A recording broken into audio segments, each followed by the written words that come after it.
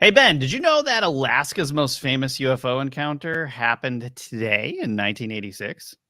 Well, my question is, what did the pilot really see, and was his life in danger? In the entertainment world, the SAG-AFTRA actors strike is over, but concerns over AI remain. Yeah, what did the studios refuse to agree to, and how will it affect performers? Our next topic is a spotlight on human rights. The leader of the Chinese Communist Party, Xi Jinping, was welcomed to America for a meeting with President Biden shortly after California Governor Gavin Newsom visited China. Yeah, what major discussion was left out of their talks and the newspaper reports that should have been addressed? If Snoop Dogg can finally give up smoke, why can't the CCP give up their human rights abuses? Tune in for this Friday Night Live with metaphysical topics, a live Q&A, and the top 10 weirder news of the week to keep you laughing. We'll see you out On the edge.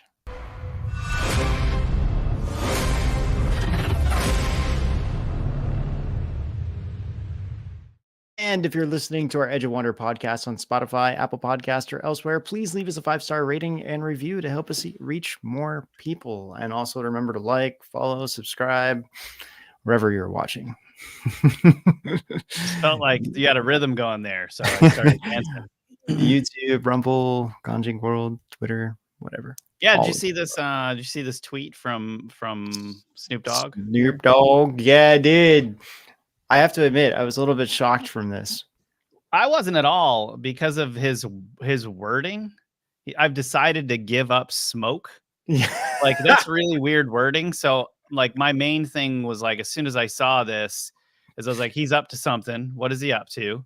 And then I realized he's got his own, like, cannabis company that he's coming out with soon.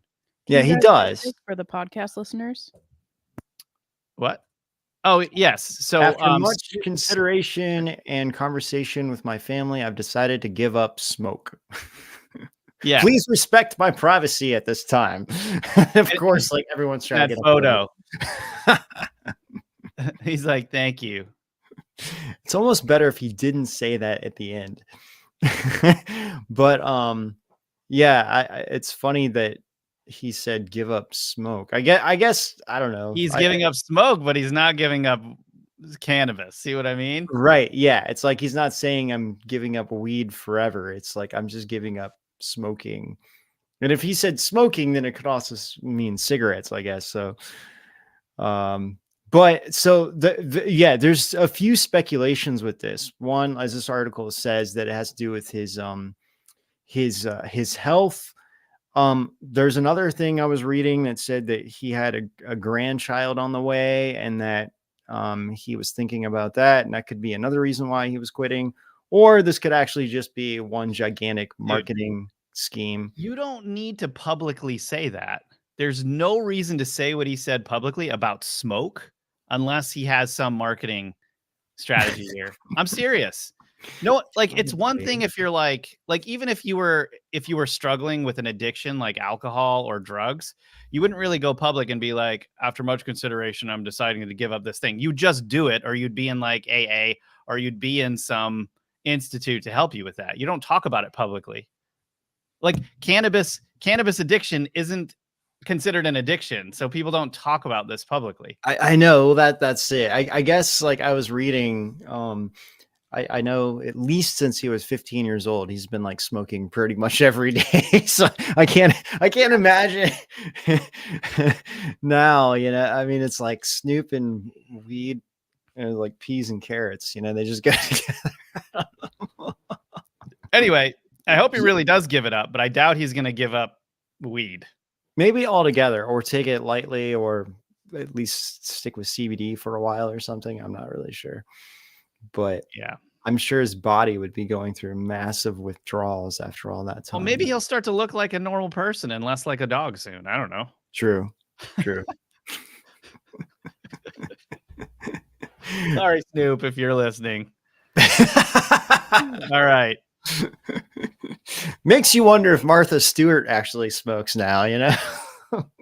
Yeah, those two are two different sides of the same coin, it seems, you know. It's like Why do they work so well together? Really, I don't it's know. like oil and I don't know. They should be like oil and water, and yet it's hysterical seeing them together. You know, True. like she's the whitest woman ever, and he's like the blackest dude ever. And then when they come together, it's like funny. Well, I think it works because they're both very well like marketing business kind of oriented people. So I think that's why it works so well together, but it is really funny. Although Snoop has worked with like multiple different companies. I mean, he just had a Corona commercial recently. Oh, he's been on the Corona commercials for months now. They're not good commercials either. They should. No, they're be. not really at all. It's just like Andy Sandberg just ruins them, and it's not even his fault. I feel like it's the writing. It's just like, yeah, they're not good. But like, you look at those Modelo commercials, and they're like rocking the house. Like, they're really good commercials. True. They're like branding is all. I mean, they've gone. If you look at their like earnings from the last couple of years, because of these commercials, they've almost completely trumped every single other beer company, because it's all about like you being a fighter or a winner or whatever. And they have like real stories about real people. And they've got that awesome Ecstasy of Gold song that they play every commercial. Like, the branding is so tight, you know? Anyway, we've got a Mandela effect, right? We do this time. Yes. So we have a Mandela effect, you guys. Lindsay's looking for the ope. All right. I have to admit, this one really took me back and surprised me. But okay, so the show The A-Team, where Mr. T really became Mr. T from the 80s. And actually, technically, there's two Mandela effects in this one, but we already talked about one of them a while ago. But I pity the fool was never said by Mr. T. That is incorrect. I would 100% agree with you. But so his name on the show was B.A. Baracus. That's true. And yeah, he never once said, I pity the fool on the A-Team, which is super weird because that's... what does he say then? I don't actually know what... He doesn't really have a catchphrase, I guess, on the show. No, it's got to be something else. He pitied something. What did he pity? No, I mean, he never said that once. What I read was the first time, supposedly the first time he says it is in the Rocky 3 movie, which is where it got really popular. But it's like, no, it's like most people. I didn't watch Rocky. That was literally his thing. He said it every episode. I watched A-Team, and the other weird thing about the A-Team is that there's the the van, which I have the Matchbox car, and I looked for it everywhere all day today, and I couldn't find it. But is that we what all you remember did all day? Well, for at least like an hour, I was trying to find it. I couldn't find it, but it's like what we remember of the van is like all black with a red stripe, and now it's gray and black, and it's like that. And you can find so many things about that, but we already talked about that. But yeah, I was like going on Reddit and some other forums to see what other people remembered, and people were very shocked on Reddit. Like they were like, wait a minute. No, he definitely said that on the show. Like everyone remembers it. And actually, Lindsay, can you click on this link? This Reddit link. This has nothing to do with the Mandela effect. And this is just someone just posting this. And he's like, the A-Team, I pity the fool that doesn't remember this awesome show. And this has nothing to do with the Mandela effect. This guy's just like made a post about this because he was really in love with the A-Team, I guess. Can I just bring something up? Yeah. Like, do you know how heavy those gold chains around his neck would be if they were real gold? Like that man would not be able to stand up. I'm serious. That would give him all kinds of neck problems. Just that's got to be like 40 pounds of gold. I can't remember. Did he wear that through the whole show? Yeah, that was his thing, man. That's what I thought. It would be as weird as like him not having the gold and then being like he never had gold chains around his neck would be as weird as him never saying I pity the fool. I know, man. It's weird. I mean, my grandma used to watch this show all the time, and she watched it because of Mr. T. And I just Well, remember. I mean, yeah, all the- grandma, your grandma had style. Yeah, and like everybody was saying I pity the fool. Like I mean, all kids, and I didn't watch Rocky 3, and it's like it wouldn't make sense if he only said it in Rocky 3 and that's it. So it's really weird. We were watching ATeam all the time and hearing that. Yeah, me too. It was like, for those of you that are younger, it was a very popular show in the later 80s, and then that and like Airwolf, they came out around the same time. Knight Rider, kind of crazy. I was a little. Here's a comment on YouTube here from Spirits Ambassador 13. He said, "Bro, Mr. T is from where I am, and he's totally legit. He used to be a bouncer." That's pretty cool. Wow. Yeah, he has an amazing story, actually.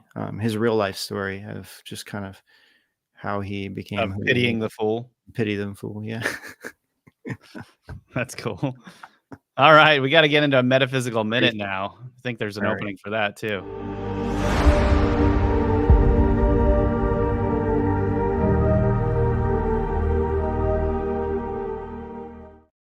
All right, Ben, you might not have heard of this, but this day in history, November 17th, 1986, is the 34th anniversary of one of the best documented UFO cases ever, and it happened in the skies above Alaska. 3 UFOs played tag with Japan Airlines, the JAL cargo flight 1628, for 50 minutes while they were visually observed by a sometimes terrified flight crew. During the last 30 minutes, the UFOs were tracked on military and civilian radar. The incident received media coverage all over the world. Japan Airlines Captain Kenju Terauchi was an ex-fighter pilot and senior airline pilot with more than 10,000 hours flight experience. He was assigned to fly a Japan Airlines cargo flight from Paris to Reykjavik, Anchorage, and on to Tokyo. The co-pilot turned the plane to the left. Captain Terauchi, sitting on the left side of the cockpit, saw unidentified lights out his side window to the left and below. He thought they were military planes and ignored them. After a few minutes, he realized that these unidentified aircraft were pacing him. They were following him around. So the Anchorage Center told them there were no military craft flying in the area, and ground radar didn't show any other aircraft besides theirs. Then the 2 lights began to move in an erratic manner. Now, this is Terauchi's words, the captain. He said, quote, "I thought perhaps it's a UFO. The lights were still moving strangely. Most unexpectedly, 2 spaceships appeared directly in front of the plane, shooting off lights. The inside cockpit shined brightly, and I felt the warmth of the UFO thrusters on my face." Dude, that's crazy. Yeah. Yeah, I don't remember this one. I mean, there's so many UFO reports that we've talked about throughout doing the show that it's possible, but I really don't remember this one. Yeah, listen to this. Okay, quote, "Then 3 to 7 seconds later, the fire, like from jet engines, stopped and became a small circle of lights as they began to fly in level flight at the same speed as we were. The middle of the body of the ship sparked an occasional stream of lights like a charcoal fire. Its shape was square. It is impossible for any man-made machine to make a sudden appearance in front of a jumbo jet that is flying 910 kilometers per hour and to move along in a formation paralleling our craft.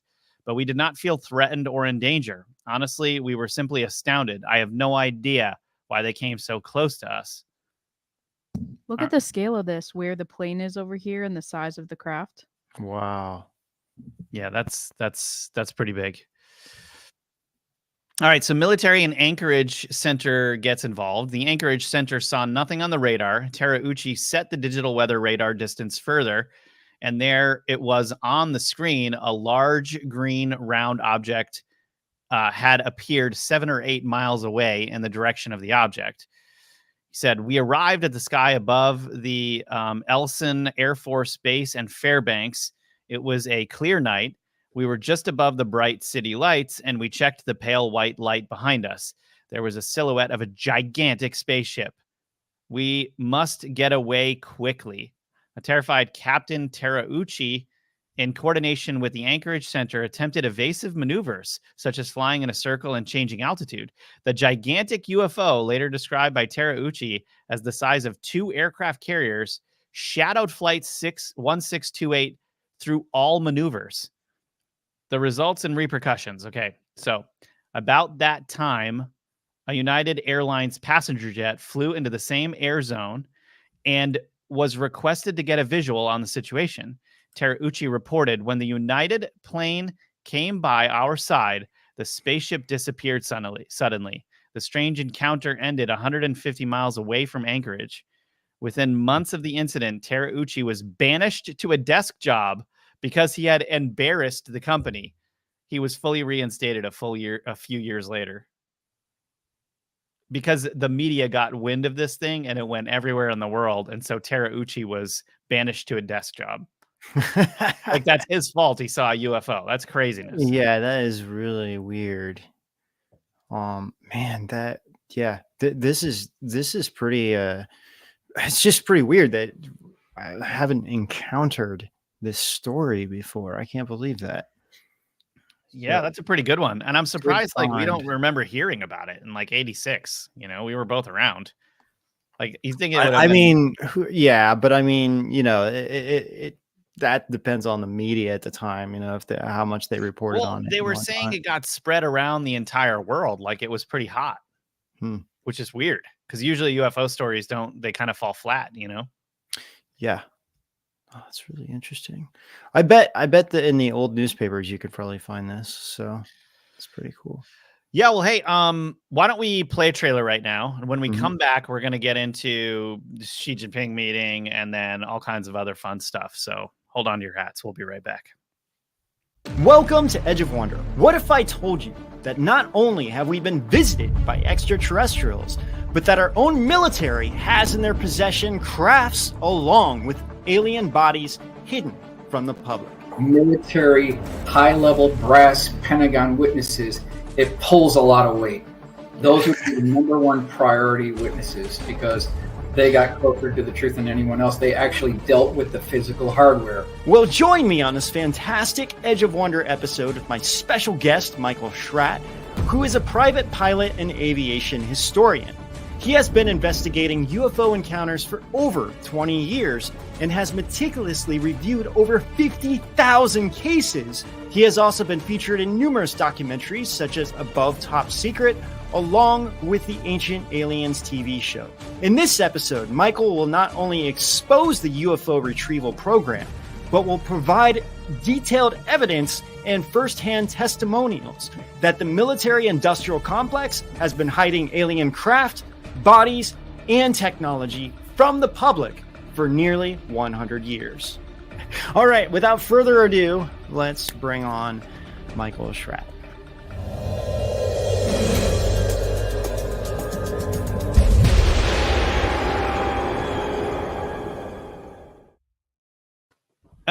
So this Michael Schratt interview, if you're interested in UFOs, that's on rise.tv. There's 2 full interviews up there, and they're a scorcher. Yeah, he was good. Yeah, he was really great to talk to. He had so much information.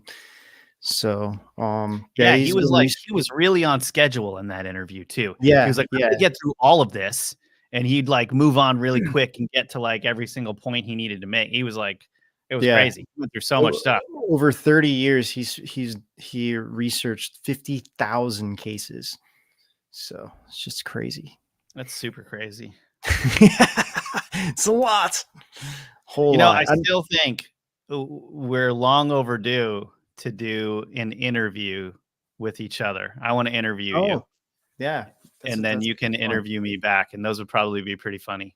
Yeah, I agree. Somehow. We need to do that sometime. Although I'm a pretty uninteresting person, so yours will probably be a lot more interesting than mine. No, not at all. Not at all. All right. So, All right. Xi Jinping, what's going on here? Have you So- been keeping up with this at all? A little bit, yes. So Newsom met with Xi Jinping in China.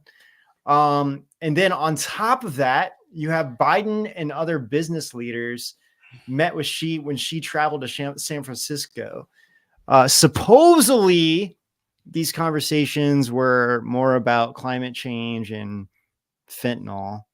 And I'm sure they talked about This way is more whacked. things behind closed doors. Now, human rights abuse, supposedly what it says vaguely mentioned human rights abuse, so maybe like touched on it, but they didn't get into any specifics. And honestly, that should have been the main focus. Now, Yeah, it should have. I was actually in San Francisco for a while in 2012. I think it was a while ago for a couple. Like, I'm sorry. months. Before you go on, though, like, Yeah. how can you prioritize climate change over actual human rights abuses that are going on right now? Like, Yeah. that Well, is like fentanyl. I get, because fentanyl is actually killing tons of people over here, right? Because Well, of China. But it's like, exactly. why are you talking about climate change and not the millions and millions of people that are affected by human rights abuses? The other aspect is China is the number one polluter of like pollution basically in the world, Okay, right? touche. So, They are. so what was the actual conversation around climate change? I'm sure they weren't pointing fingers at China saying like, you guys are causing this, was it just general climate change? Like, we got to do something, or was it really like, hey, you guys are, You guys are the cause of you climate guys change. are the cause of this, basically. And I'm not buying into like what Climate is change. climate change. Okay, I mean, there's difference between there's definitely pollution going on and then like this so-called Yeah. climate change. I mean, Call it whatever you want. Yeah. China is the world's top polluter. 100%. Period. China in France.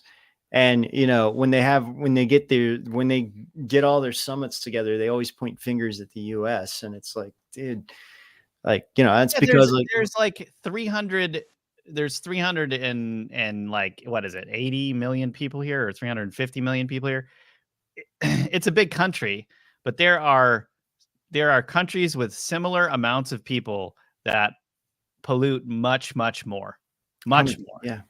There are even smaller countries with less population that pollute more. True. Well, yeah. And yeah. So like I said, when I was in San Francisco, there was a big thing about the mayor at the time. And I think his name was Brown. I can't think of his first name. But basically it just seemed like, well, for one, China wanted him in that position at the time. So there was a lot of things that goes on in San Francisco related to China. San Francisco has the most Chinese people per capita in the US, actually. And a lot of when one good thing Xi Jinping was doing was cracking down on the corruption in China.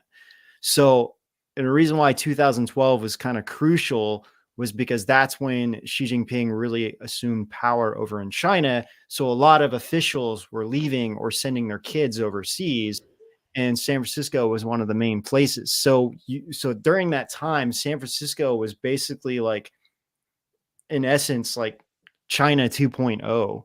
Right. Well, I should say CCP 2.0, not necessarily China, Of course. Yeah, because there's a big difference there. And there's a woman, gosh, I can't think of her name right now. She's a Chinese woman, really super ugly looking lady, always smoking cigarettes, like just really ruthless. She was like, somehow she got like involved with all the politicians in San Francisco. And she was one of the main people that was supporting the persecution of Falun Gong, actually. Man. Yeah, like she was very vocal about supporting the persecution and against the practitioners. And she ended up dying eventually, probably from smoking too many cigarettes. But every photo you see of her, she's smoking cigarettes. And you're just like, who is this woman? And how does she have so much power being around like the mayor and the governor of San Francisco. And so there's like a big rumor about Newsom and kind of being always been backed by Xi Jinping in China. Like he's like there, yeah. People think he's owned by the CCP, and what's scary about that is this guy might run for president, and who's to say he doesn't get in? Not because you know what I want to say, right? Exactly. Like, no one could have a choice over that. So it's like this guy is owned by them. He becomes president. We already know that the way that this guy is leading San Francisco is into a, it's becoming a hellhole there. Yeah, 100%. Everybody knows it. Yeah, and it's like this guy is going to be the president. Like, what is he gonna bring the persecution of Falun Gong over here? Well, I mean, I don't think Newsom would do anything quite like that. But the other aspect is like, it's scary because you don't know what kind of back deals and that's what I mean. Closed doors deals have been going on. And what if he's like blackmailed to an extent where he really is just a puppet? Right. And that's the other aspect too. This may go against what he truly wants inside, but it's very possible that China has some kind of blackmail on him. So he's kind of like, abiding by this. This is not to be Californians set up President Xi dummy, so Newsom will keep the cities clean all the time. Well, I mean, think about it for a second. Like if you're cleaning the city up for literally the trashiest dictator on the entire planet. Yeah. If you're cleaning it up for him and you can't even clean it up for your own people, what does that say to you about what he thinks about his own people? Exactly. That's crazy. That's what's sad. Yeah. It's like, oh, wow, we got to clean this up just because one person is coming over here. And it's like, what about the people that live there? I see it all the time. So, and again, for those of you that don't know, I mean, Rob and I have talked about this lots of times, but like Falun Dafa is a spiritual meditation that came out in China in the early 90s based on like truthfulness, compassion, tolerance. And it spread like wildfire as a free practice, just mostly older people meditating in parks. And the Chinese...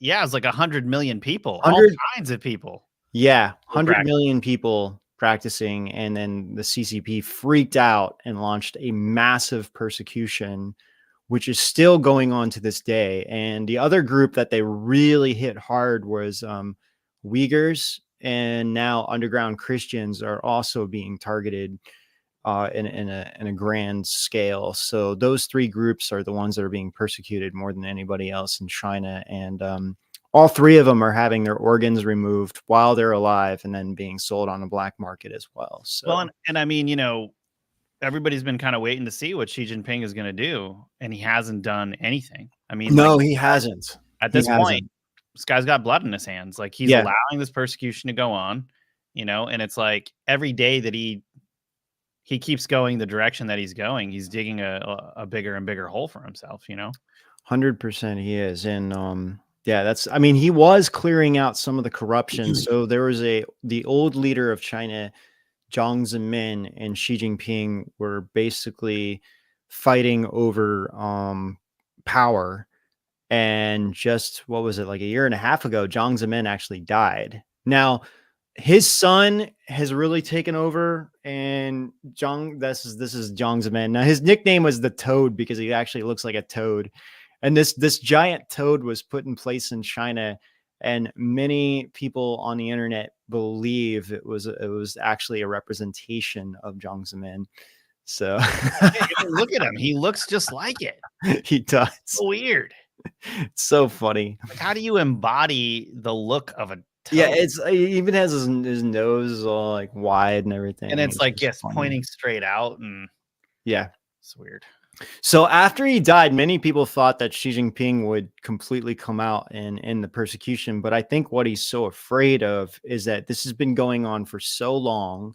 It's affected so many people. Every industry in China is now like connected to this. And every politician in China is somehow either directly or indirectly attached to it. That if he comes out now he's afraid that it's going to destroy the CCP and everything will crumble and Well, China yeah. will fall. That's why the point, though. that Why is don't you end that? Why don't you do something good for China and actually end that and start something new? Yep. That's good. And the ironic thing is, if he actually did do that, if he did come out and say, hey, you know, we're going to end the CCP and end communism, like, he doesn't understand that people would actually vote for him as the first democratic leader of China. Even if it's it like, didn't, all even if right. chaos ensued for a little while, it'd still be better than what's there. Oh my gosh, yeah. It's Anything's crazy better. over there. It's like people will point to the Wild West being crazy. It's like many, many times worse than that, you know? Yeah, so much worse than that. Yeah, and Xi Jinping and Biden, you know, they're meeting, right? And the Biden administration, it's kind of like drawing criticism for lifting sanctions on China, basically, with this fentanyl deal. So if they decrease fentanyl coming into the States, sanctions that Trump laid down on China will be lifted, which, I mean, they should get. The Biden team should get totally criticized for that. I Like, agree. and you know, like, do you know the reason why Xi Jinping came over to San Francisco? It's because the economy in China is doing so bad, like so terribly bad, that he came over to meet with like CEOs over here to try to get the economy like patched up over in China. That's why he went to San Francisco, because he went to Silicon Valley. He went to Silicon Valley. Interesting. Yeah. And there's multiple reasons for that. You know, I mean, as Rob and I, we've talked many times on the show that China's death count seems to be incredibly higher than what the official count is. On top of, yeah, and we were like talking on the show a while ago about the births in China, how it was like, it was last year, there was less than half the amount of births that there normally is in China. So is a lot less, and people are like like everything's less in China. There's less people. And it seems to be because the main factor seems to be that less people. So yeah, look at this. Xi Jinping faces the worst economic environment in probably 40 years, and that's why you see him coming over to court U.S. CEOs, said Mary Kissel, executive vice president, Stevens Inc., during an interview on Fox Business Network. I think this is a propaganda coup for him, and I don't think it has any economic significance at all, she said. And then, you know, there was this clip. Actually, this was actually pretty funny. There was this clip where somebody, Biden's up in front of the press, and one of the press said, "Why do you continue to call Xi Jinping a dictator?" And the head of the State Department is sitting in the front row, and Joe Biden's like, "Well, he's the president of a communist party. He's a dictator." And the State Department guy goes like it was no way. Yeah. Is there a video of this? Yeah, there is. And it was like, you know, Biden's just being Biden. Like, he's not right.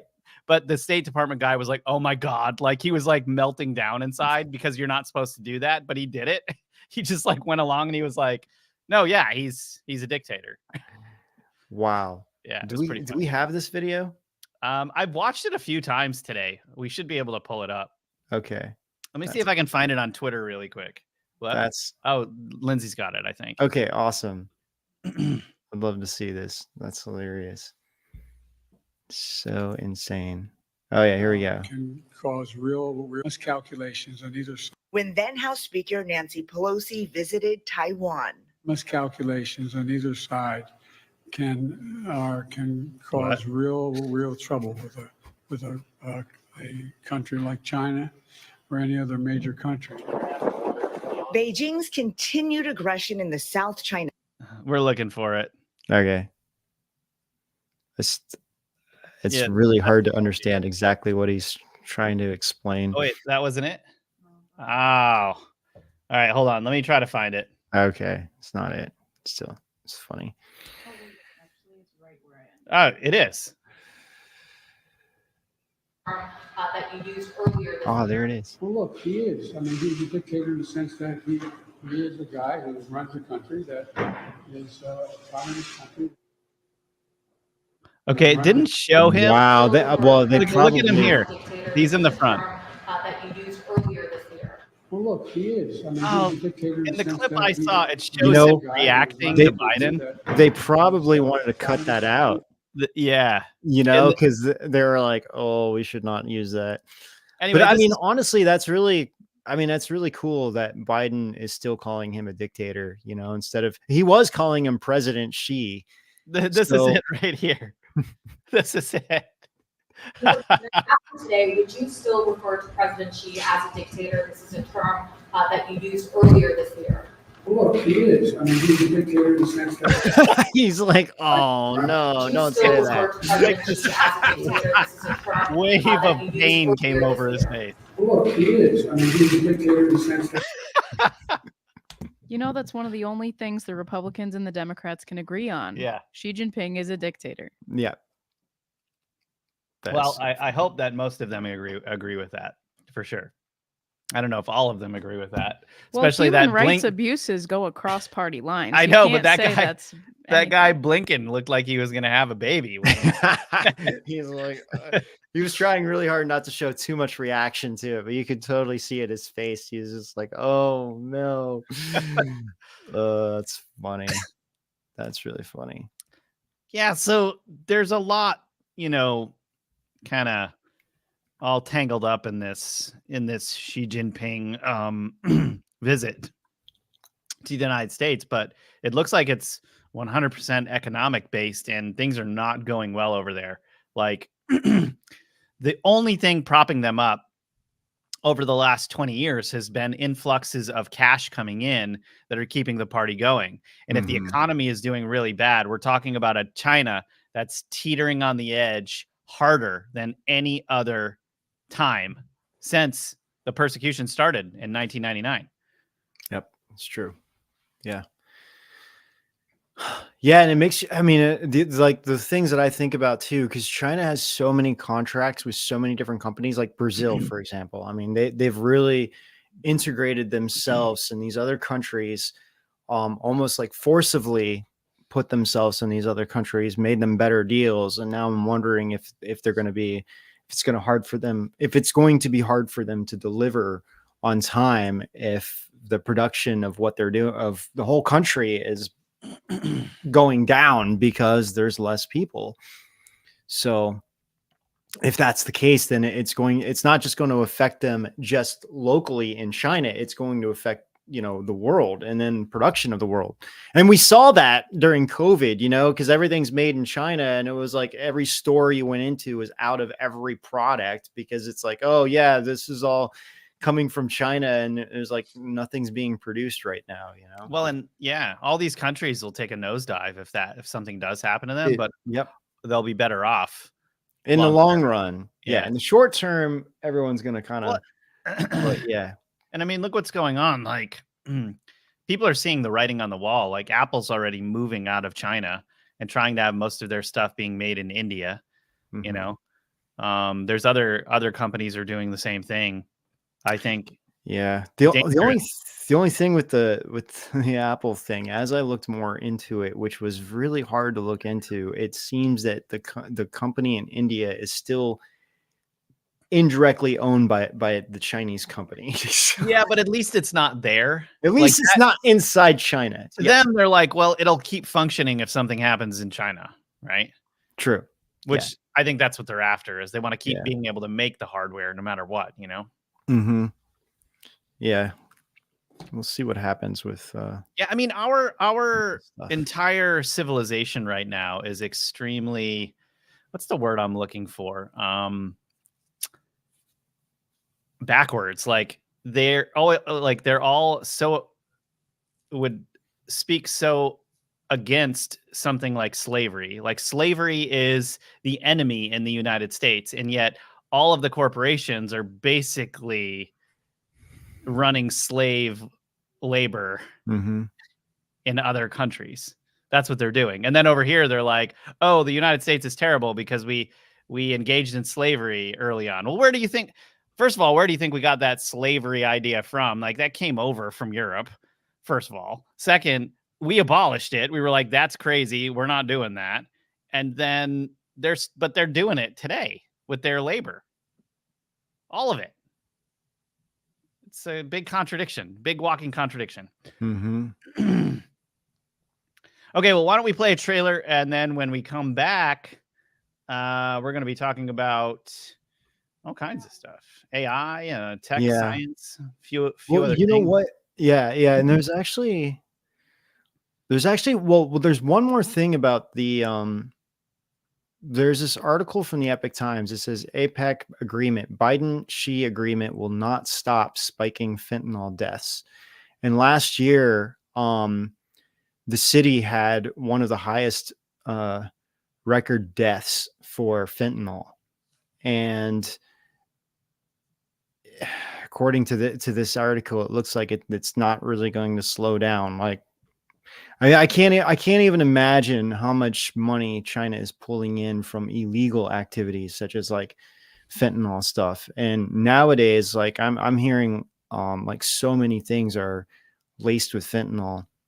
Yeah. Like I have some people I know that had a friend or so that was just like doing like regular cocaine or something, and it was laced with fentanyl, and the person died. They didn't even know that it had fentanyl in it. And it's just like, it's getting so bad where it's just like, man, this is really scary now for like black market drugs and everything else for the fentanyl and it's just like, they just don't care because they're making so much money. It's really sad. So, all right. Well, let's do this trailer, and then when we get back, we've got a whole big AI discussion to talk about, some really weird stuff going on. So hang on.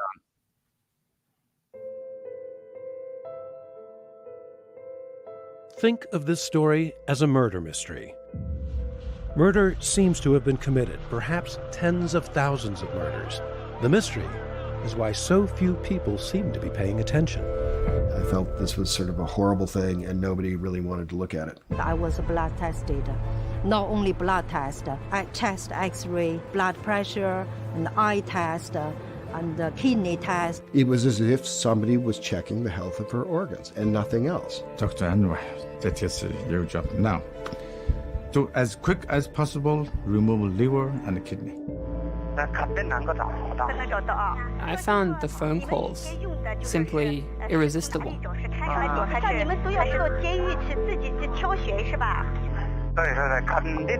chill would come inside. Oh my God, this is real. They killed like tens of thousands of prisoners of conscience for their organs. That's really bad. What are we doing about this? So don't ask me how a physician can take part in this. There are certain lines we can't cross. This is a red line. That's an absolute red line. A little bit hard to believe that it could be so. It is not up for discussion as to whether murder for parts is taking place. It's now just a question of whether we're going to continue to put up with it.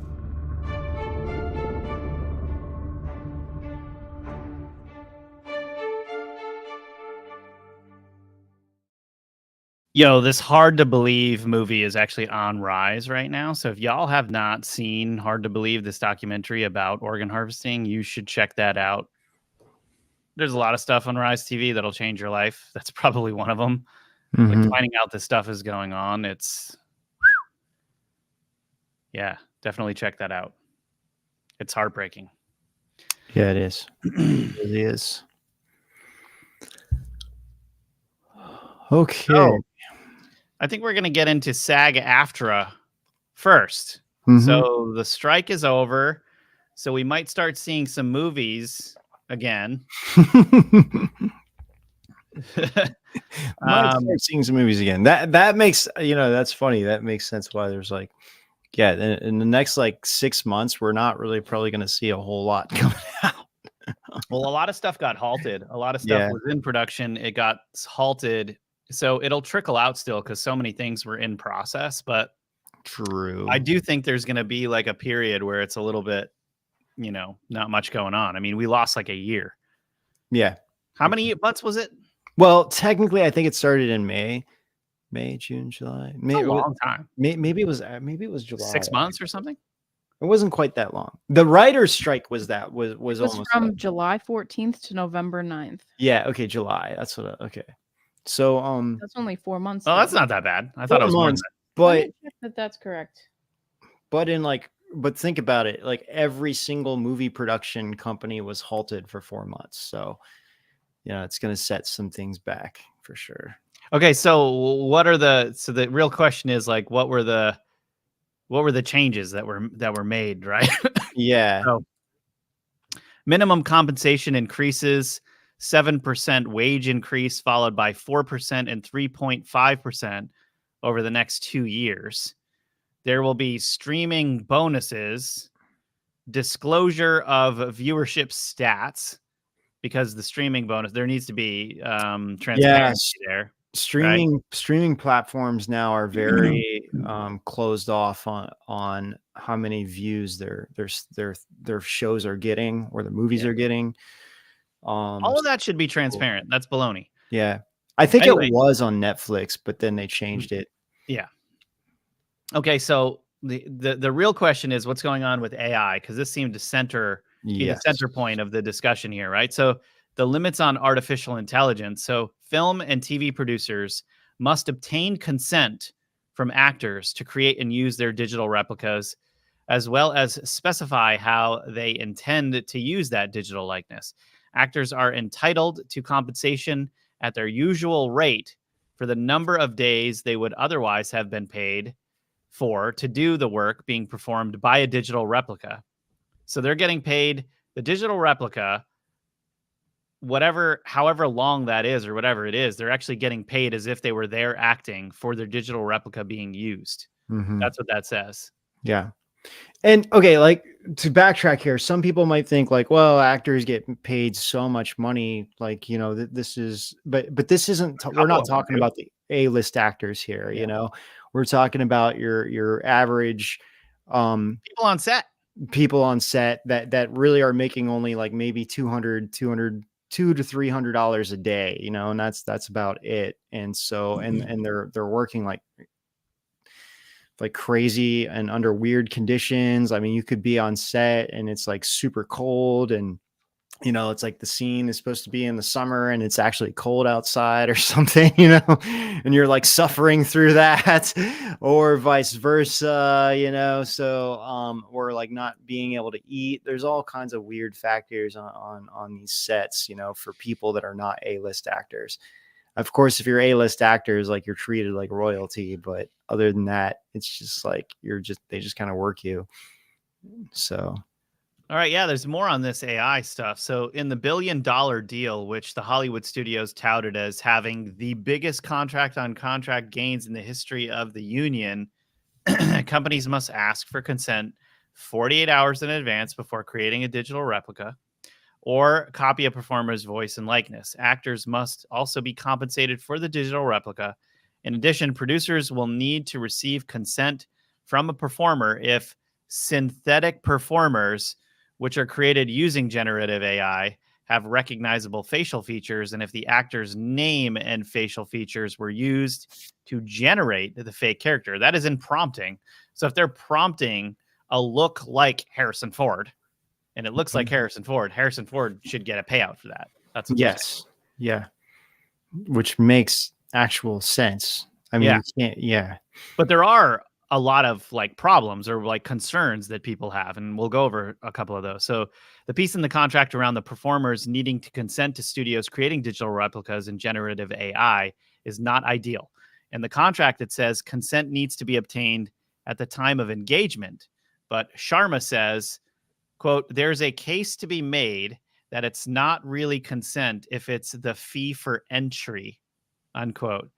Quote, if you want to get hired, you have to be ready to consent to be replicated. So there are people who are out there saying that consent at the time of engagement is coercion because they won't hire you unless you give them those rights, he explains. And it's only those with considerable leverage that will have the ability to say no to the replication but still be hired.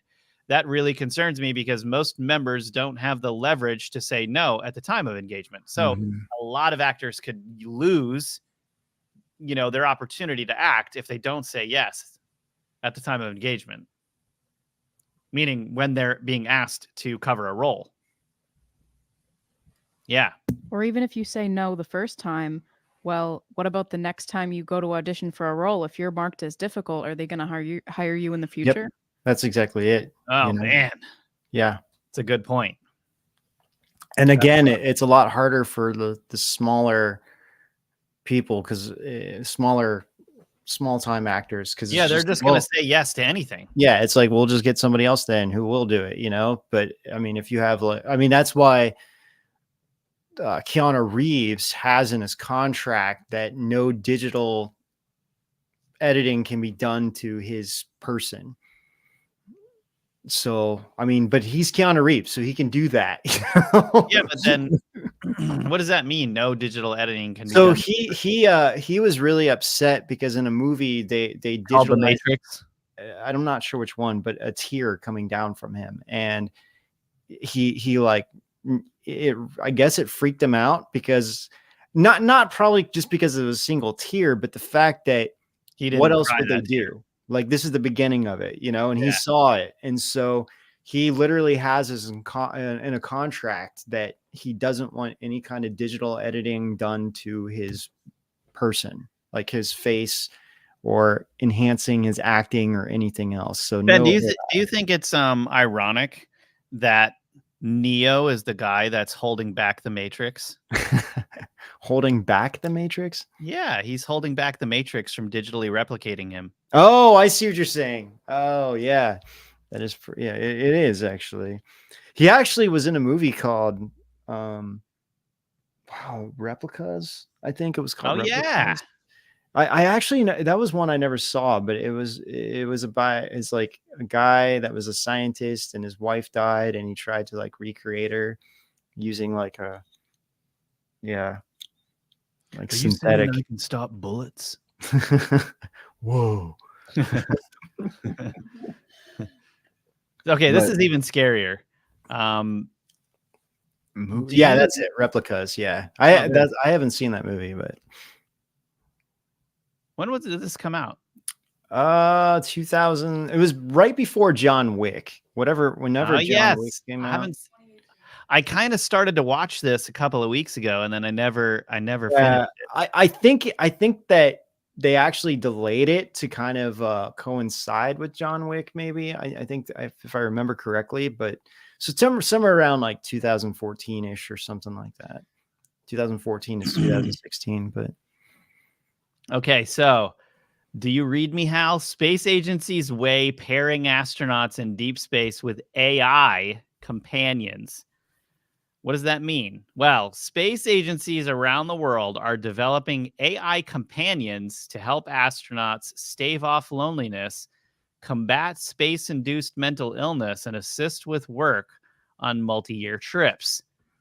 In 2018, the ESA debuted the Crew Interactive Mobile Companion, known as Simon, which is spelled CIMON, a round volleyball-like computer. Does this sound like anything, Ben? That floated around the ISS and could aid astronauts with experiments. It sounds like HAL, Ben. HAL. It does. Later iterations of Simon acted as an empathetic human companion, aiming to connect emotionally with the crew. It could also answer voice-prompted questions and record interactions. Quote, it's possible that for some crew, having an AI companion offers a safe sounding board. For many, however, the ability to connect with family through audio and visual loops and the maintenance of team cohesion of the crew on the mission will serve as key methods to support their behavioral health. So instead of trying to make things better to be able to FaceTime with family from space, they are instead creating AI companions. Now, the only one thing I can say, the difference between HAL and the Simon, HAL literally controlled the whole ship. So it would they would send directions to HAL, and HAL was able to it was like basically. But what if if What the it- AI is smart enough, it That will be able to control the host ship too, right? Yeah. Then that's the thing that everyone would be worried about, right? Like it's not just a program to communicate with. Like what if it's like starts, getting hijacked by this AI? And of course, Hal acted because they were going to shut Hal down, and then it was like, no, you're not. I'm going to dispose of you. That was super freaky. 2001 Space Odyssey. If you guys haven't seen that, I it's haven't still seen it in a long time. it's still relevant today. You could watch it and still be like, this is creepy. Yeah. And Barbie sampled part of the movie at the beginning, or they parodied it. That's the very first scene of the Barbie movie. Is Still haven't seen the Barbie movie. Oh, Ben, you got to see it. Yeah. The pop culture that they drew One of on and these the days. nostalgia are really, they did it very well. Whether you like the movie or not, they did it well. That's funny. And the first scene is the first scene of 2001: A Space Odyssey. I didn't realize that. That's cool though that they did that. Mm-hmm. And speaking of alluding AI, to Barbie killing you. Anyway, what'd you say? Wait, what? It's kind of alluding to Barbie being able to kill you, probably. Oh, yeah. Well, and speaking of AI going weird and haywire, we have TikTok Jesus goes viral, and the AI-generated blue-eyed figure threatens viewers with damnation if they don't share its videos. Wait, isn't this like a digital chain letter or something? Oh, is that what it's called? A chain letter? Yeah, it is. This is one of those. What the heck? That doesn't look like Jesus. That looks like digital California boy. Journey This will is not be only scary. filled with triumphs. We will face battles, some of them challenging, and we will also experience losses. However, my prayer is that God strengthens you and does not I'm allow sure you to this be is not consumed by the Jesus' voice. adversities of life. That voice is. Many of us have witnessed people who, after just doesn't facing sound difficulties or losses, lost themselves along with what was taken from them. Isn't that true? No. I ask God to strengthen you and enable you to overcome any setbacks in life. Can you comment amen? I pray to the Father, the Son. What does it say at the end if you don't share it or something? Yeah, where's the damnation part? Can you just And the Holy you just Spirit to shut it strengthen up? you day after day. So much time Moment watching by that whole moment. thing. God walks beside you. Do I have to Even watch when the you may whole not thing realize it, He never abandons you. Share this message with someone who needs to hear it. May God's blessings be with you. Can you say amen? That's it? Where's the That damnation part? particular one was just hopeful, apparently. Okay. Some of these other ones are kind of chain letter-esque, where they're like, "You will die if you don't pass." Okay, this on." everybody at home, Jesus didn't look like this. Okay, this He is kind of some, looks like the singer this from is- Nickelback. This is some hippie from California. Well, it's just AI. It's just AI generated nonsense.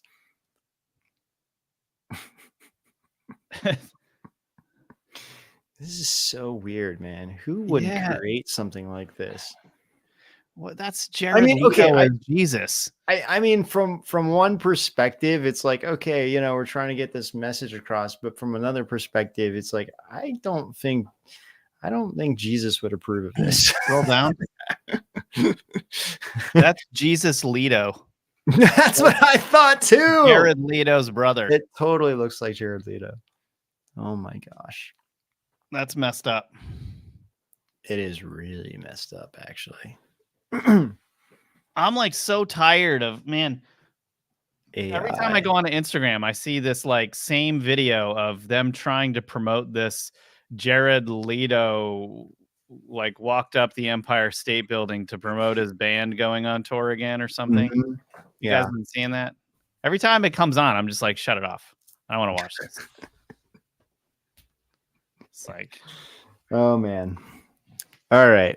Well, you guys, we're about ready to well, oh yeah, where you walked I still don't really quite understand this. Like what was the point of this? Just to prove that he can do it? I think just to promote his band going on tour. That's it. Yeah. Honestly, that's totally it. And he's kind of extremely eccentric. He actually came when Rob and I were, yeah, go ahead. when we were working at the Epic Times, he came through to film something. His hair was green. Oh, it was with yeah. They were doing something for the Grammys or Oscars. And then you know what's funny is someone in the office at the time, they probably weren't from here, and they didn't know who he was, and he got really offended. That's right. Yeah, it's like, how do you not know me? Yeah, I think he had green hair too. Green hair. Yeah, because he was filming the Joker at the time. Everybody knew. Yeah. Yeah, so he just probably looked a little nuts. I saw him, but I saw him from behind, and I was like, I'm not. Okay. Whatever. I missed it. I don't know. It was a long time ago when we were working there. So yeah. All right, everybody. Well, thanks for joining us, but we're about ready to leave Rumble, Facebook, Ganjing World, Twitter, and everywhere else we're streaming to head over to Rise TV, where we're going to answer your questions directly on our Dig Deep live Q&A. And then also we have the top 10 weirder news of the week, where the segment that everyone seems to like the most. So join us on Rise TV for only $9.99 a month and support what we do. And don't forget that your support lets us do these deep dives and bring you the truth that the censors don't want you to hear. Yeah, thank you guys for being with us. Please come over to rise.tv and have a good time with us. It's going to be fun over there. Answer a lot of questions, and yeah, we'll see you guys. We'll see you guys over there with our awesome Rise TV community. All right. Part ape. Part human hybrid. Cyborgs and Terminator technology already existing. Sentient robots becoming indistinguishable from people. No, it's not the plot of the newest Matrix movie. This is our reality, a transhumanist one.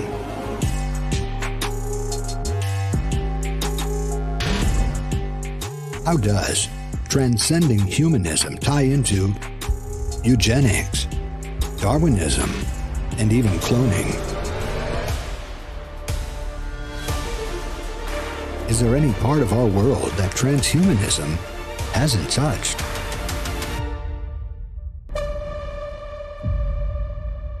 Is resistance futile? How can we rage against the machine?